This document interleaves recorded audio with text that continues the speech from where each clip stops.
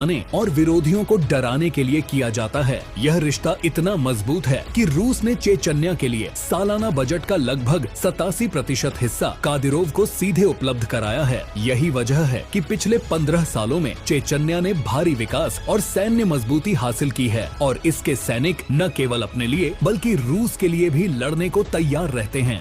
वही चेचन्या की फिलिस्तीन और अंतर्राष्ट्रीय राजनीति में असर की बात करें तो कादिरोव की फोर्स का अंतर्राष्ट्रीय राजनीति पर भी गहरा असर है। हाल ही में उन्होंने फिलिस्तीन के समर्थन में इजराइल के खिलाफ अपनी फोर्स को तैयार करने का संकेत दिया। यह बयान सिर्फ युद्ध का संकेत नहीं बल्कि एक संदेश है कि चेचन्या वैश्विक स्तर पर मुस्लिम देशों के बीच सामरिक प्रभाव बना सकता है। इस बयान के बाद ईरान, सीरिया और अन्य मुस्लिम देशों में भी कादिरोव की फोर्स के समर्थन में हलचल देखने को मिली। यह दिखाता है कि चेचन्या केवल क्षेत्रीय शक्ति नहीं है बल्कि एक ऐसा खिलाड़ी है जो अंतर्राष्ट्रीय राजनीति और सैन्य रणनीति में संतुलन बदल सकता है। हालांकि फिलहाल कादिरोव की फोर्स इजराइल की जमीन पर नहीं लड़ रही है, लेकिन उनकी रणनीति और राजनीतिक बयानबाजी से इजराइल पर लगातार दबाव बना रहता है। यह फोर्स केवल जमीन पर नहीं बल्कि वैश्विक मंच पर भी अपनी शक्ति का प्रदर्शन कर सकती है। चेचन्या सैनिकों के हथियार, तकनीक और रणनीति विवरण को देखे तो कादिरोव फोर्स की ताकत केवल सैनिकों की संख्या में नहीं बल्कि उनके पास मौजूद उन्नत हथियारों, तकनीक और रणनीति में निहित है। इन सैनिकों के पास आधुनिक टैंक, रॉकेट लॉन्चर्स और आर्टिलरी हैं। उनके पास छोटे हथियारों से लेकर लंबी दूरी के निशानेबाज राइफल्स और आधुनिक ग्रेनेड सिस्टम मौजूद हैं। तकनीक, फोर्स को सैटेलाइट इमेजिंग, ड्रोन ऑपरेशन और हाई एंड कम्युनिकेशन सिस्टम के जरिए युद्ध की पूरी जानकारी दी जाती है। रणनीति, हर ऑपरेशन को गुप्त तरीके से प्लान किया जाता है।